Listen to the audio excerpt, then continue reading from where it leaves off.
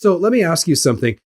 If you talk to people in the independent service channel, there is this feeling that the OEMs of commercial equipment, that most of them oppose right to repair legislation.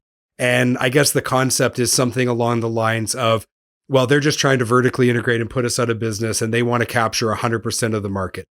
Is that accurate? Is that real? Is there more to it? Is it not quite that black and white? I'd like to hear your opinion because you've had a chance to see it from both sides.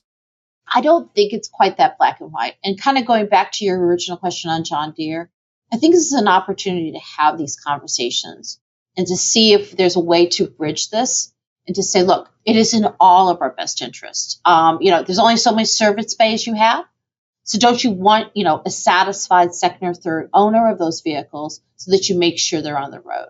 Now, at the same time, as we all know, the larger fleets, when they buy vehicles, they have a lot more leverage of what they can actually agree to with truck manufacturers. The thing is, that's got to translate to that second and third owner too, or it's even got to translate to the smaller fleets that might not have that leverage.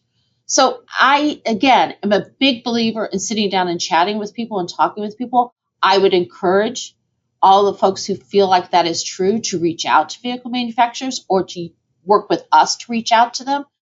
But again, we're more than willing to say to everybody, this is so important for the economy, for the heavy duty industry, for individual consumers, that it needs to be addressed, even if we can't get the vehicle manufacturers on the same page as we are.